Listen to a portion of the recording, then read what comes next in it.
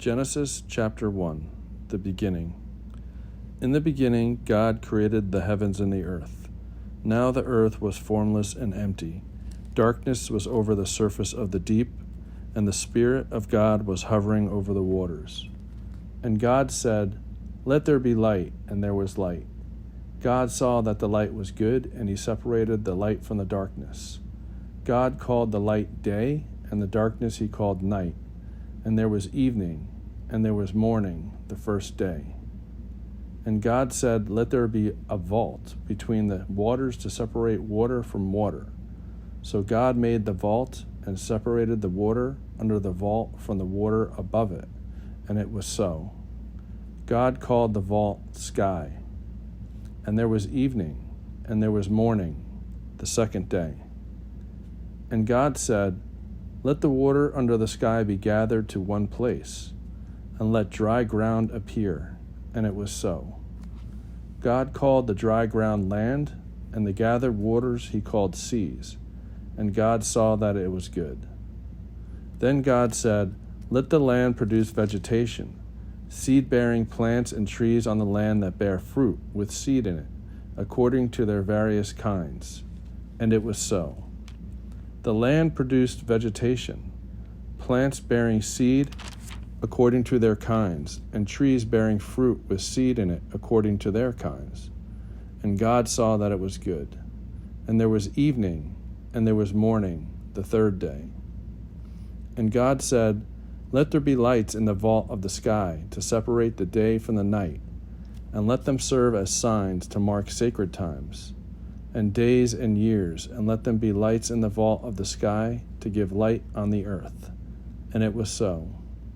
God made two great lights, the greater light to govern the day, and the lesser light to govern the night. He also made the stars. God set them in the vault of the sky to give light on the earth, to govern the day and the night, and to separate light from darkness. And God saw that it was good. And there was evening, and there was morning, the fourth day. And God said, "Let the water teem with living creatures, and let birds fly above the earth across the vault of the sky." So God created the great creatures of the sea, and every living thing with which the water teems and that moves in it, according to their kinds, and every winged bird according to its kind. And God saw that it was good. God blessed them and said, "Be fruitful, and increase in number, and fill the water in the seas, and let the birds increase on the earth." And there was evening, and there was morning, the fifth day. And God said, "Let the land produce living creatures according to their kinds, the livestock, the creatures that move along the ground, and the wild animals, each according to its kind." And it was so. God made the wild animals according to their kinds, the livestock according to their kinds, and all the creatures that move along the ground according to their kinds. And God saw that it was good.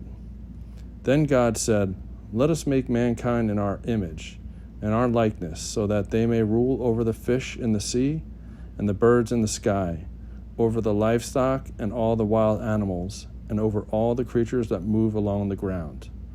So God created mankind in his own image. In the image of God he created them. Male and female he created them. God blessed them and said to them, "Be fruitful and increase in number.